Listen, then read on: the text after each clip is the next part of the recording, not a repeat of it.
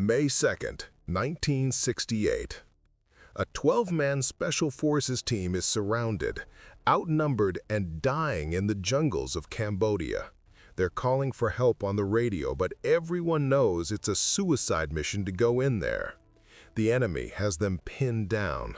Wounded soldiers are bleeding out. The team leader is already dead, and nobody wants to volunteer for what would essentially be a death sentence.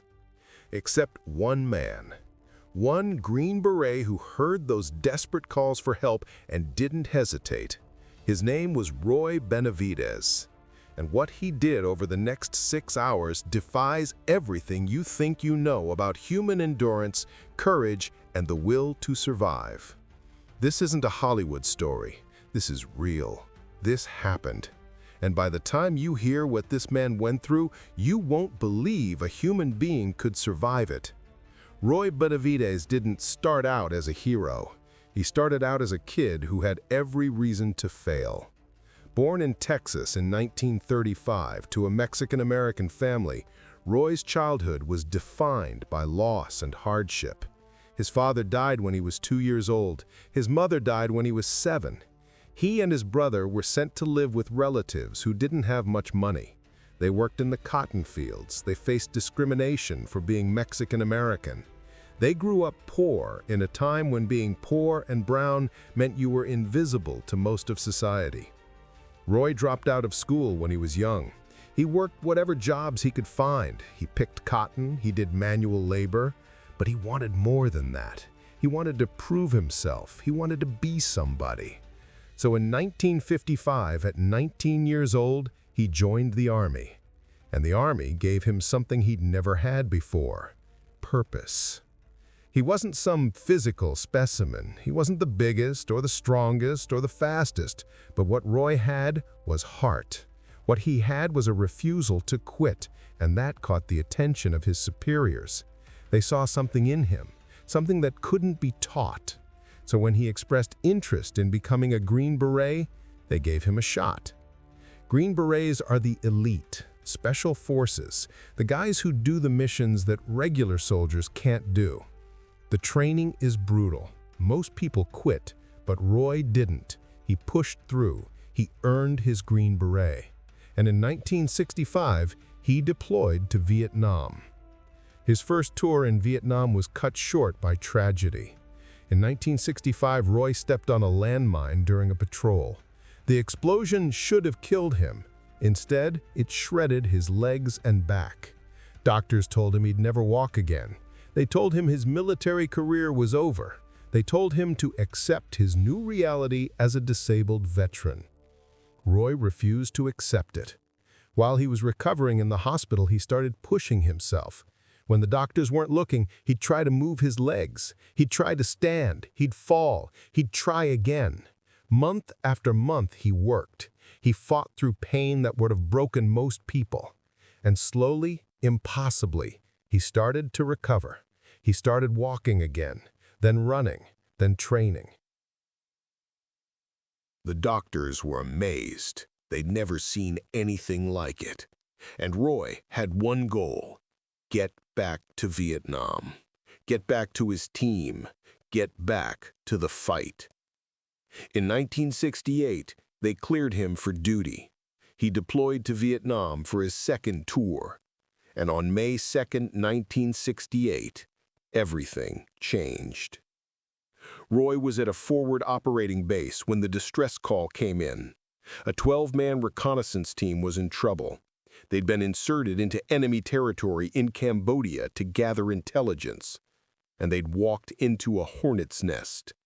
They were surrounded by a North Vietnamese Army battalion. That's not a squad, that's not a platoon, that's hundreds of enemy soldiers, and there were only 12 Americans. The team was taking heavy casualties. They had wounded men who couldn't move. They were running out of ammunition. They were calling for extraction, but the helicopters couldn't land because the enemy fire was too intense. Every minute that passed meant more Americans were dying. 3 helicopters had already tried to extract the team. All 3 had been shot up and forced to retreat. The enemy had heavy machine guns and mortars set up around the landing zone. It was a kill zone. Anyone who went in there was going to get shredded.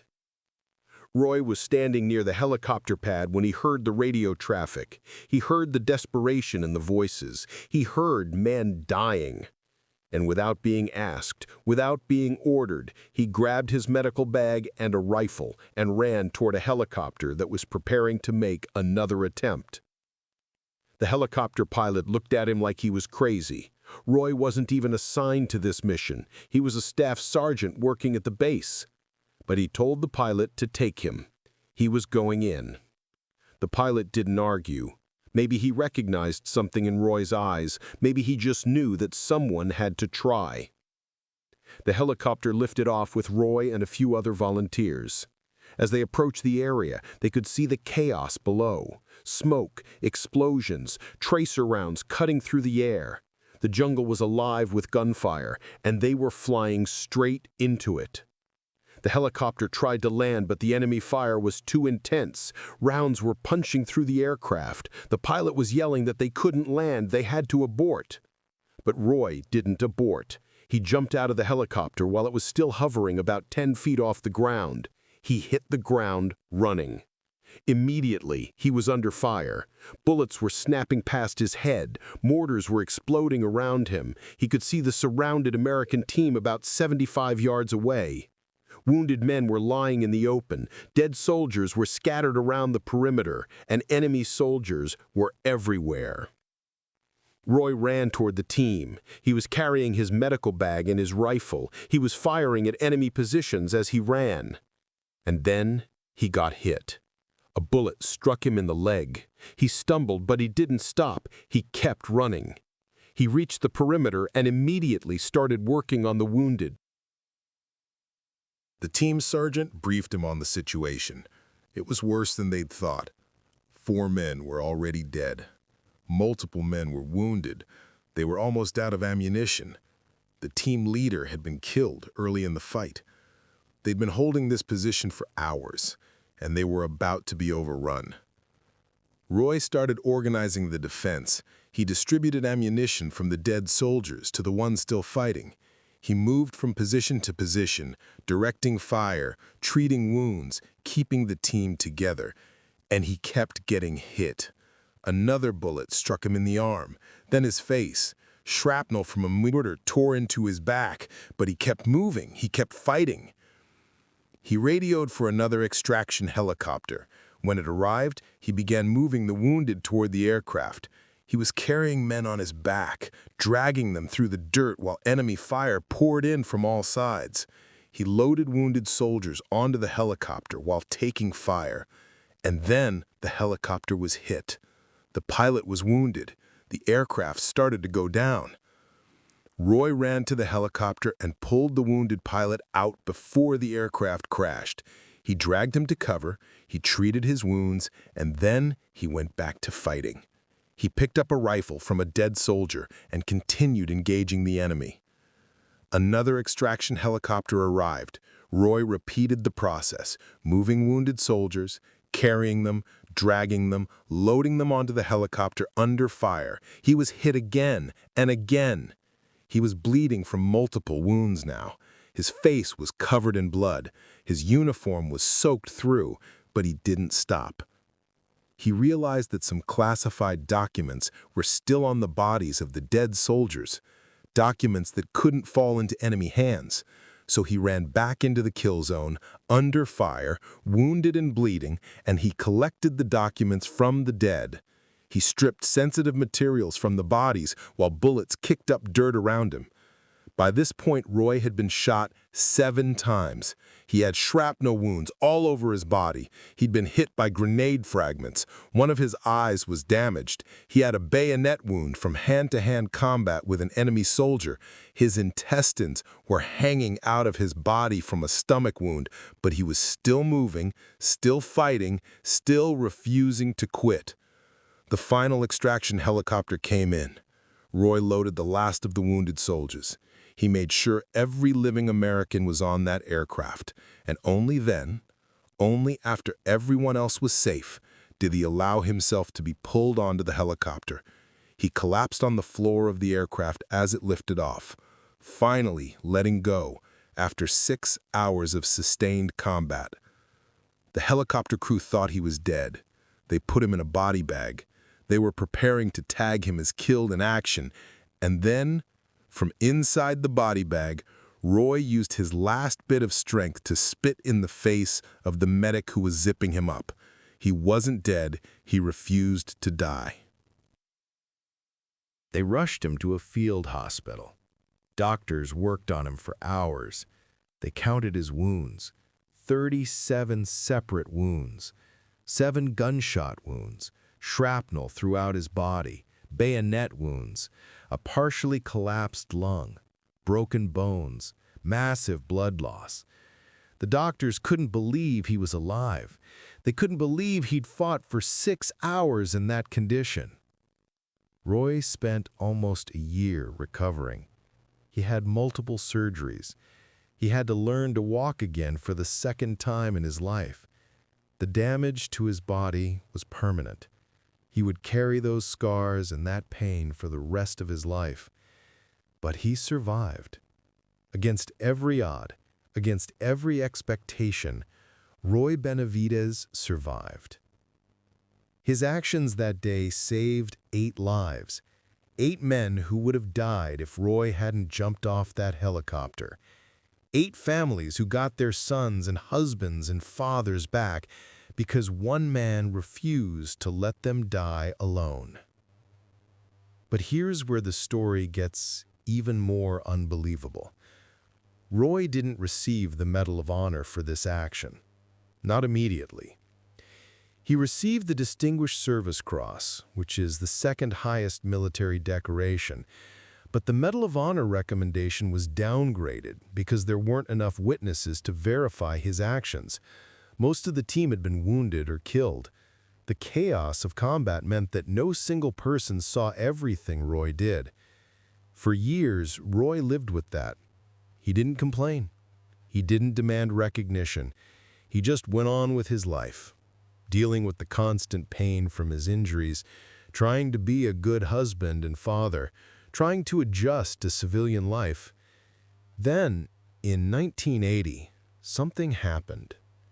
One of the men Roy saved that day, a soldier named Brian O'Connor, came forward. O'Connor had been badly wounded during the battle and had spent years recovering. But he remembered. He remembered everything Roy had done. He remembered being carried to the helicopter. He remembered Roy fighting while wounded. He remembered Roy saving his life. O'Connor contacted the Army and provided a detailed witness statement. He described Roy's actions in full. And finally, 12 years after that day in Cambodia, the Army agreed to upgrade Roy's award to the Medal of Honor. On February 24, 1981, President Ronald Reagan presented Roy Benavidez with the Medal of Honor in a ceremony at the Pentagon. Reagan looked at Roy and said that if the story of his actions had been a movie script, people would have said it was too unrealistic. Nobody would believe that one man could do what Roy did and survive. But Roy did do it, and he did survive. And he spent the rest of his life carrying those injuries and those memories. After receiving the Medal of Honor, Roy became a speaker. He traveled around the country telling his story, not to brag, not to glorify war, but to honor the men who didn't come home, to remember the soldiers who died that day, to talk about duty and sacrifice and what it means to be willing to die for your brothers. Roy would tell audiences that he wasn't special. He wasn't superhuman. He was just a man who saw other men in trouble and decided to help. He'd say that any soldier would have done the same thing. But that wasn't true. Not everyone would have jumped off that helicopter. Not everyone would have kept fighting with 7 bullet wounds. Not everyone would have refused to quit when their body was destroyed and death would have been easier than continuing. What Roy had was something deeper than training. It was something that came from his childhood, from growing up poor and overlooked and being told he wouldn't amount to anything. He'd spent his whole life proving people wrong, and on May 2nd, 1968, he proved that a human being can endure the unendurable if the reason is important enough. Roy lived with chronic pain for the rest of his life. The wounds never fully healed. He had ongoing medical issues from the injuries. He dealt with the psychological weight of that day, the faces of the men he saved, the faces of the men he couldn't save, the sound of gunfire, the smell of blood. Combat veterans don't just carry physical scars. They carry everything they saw and did. And Roy carried all of it with a quiet dignity that impressed everyone who met him. He would visit VA hospitals and talk to wounded veterans. He'd sit with them, listen to their stories, tell them that pain doesn't define you, that survival is its own kind of victory, that coming home, even broken, is better than not coming home at all. He understood their struggles because he lived those struggles every day. Roy Benavidez died on November 29, 1998, at the age of 63. Complications from his Vietnam injuries finally caught up with him. But he lived 30 more years after that day in Cambodia. 30 years that he earned through sheer will. 30 years that 8 other men got because Roy refused to let them die. His call sign that day was Tango Mike Mike. In military alphabet, that stands for "That Mean Mexican." It was a nickname that acknowledged his heritage and his toughness. And Roy wore it with pride. He was proud of being Mexican-American, proud of serving his country, proud of doing his duty even when his duty required the impossible. There are lessons in Roy's story that go beyond military service. There's a lesson about refusing to accept limitations. Roy was told he'd never walk again, and he willed himself to walk. There's a lesson about the power of purpose. Roy could have stayed on that base, but he chose to act when action was needed. There's a lesson about sacrifice. Roy gave everything he had to save people he barely knew, because they were his brothers in arms. And there's a lesson about what real courage looks like. Courage isn't the absence of fear. Roy was afraid. He knew he was probably going to die, but he went anyway. Courage is acting despite the fear. Courage is doing what needs to be done, even when the cost is everything. When you look at the Medal of Honor citation for Roy Benavidez, it reads like fiction. It lists his wounds. It describes his actions. And if you didn't know it was real, you'd think someone made it up. Because the human body shouldn't be able to function with 7 bullet wounds and massive trauma. The human mind shouldn't be able to maintain focus and make tactical decisions while bleeding out. But Roy did it. He pushed past every physical and mental limit, and he redefined what's possible when everything is on the line. His story should be taught in schools. Kids should learn about Roy Benavidez the way they learn about other American heroes. Because Roy represents something fundamental about the American story. He came from nothing. He faced discrimination. He was counted out. And he rose to become one of the most decorated soldiers in American history. He proved that heroism doesn't care about your background or your circumstances. It only cares about what you do when it matters most. The 8 men Roy saved went on to live their lives. They got to see their families again. They got to have careers and children and grandchildren. All of that exists because Roy Benavidez spent 6 hours refusing to die.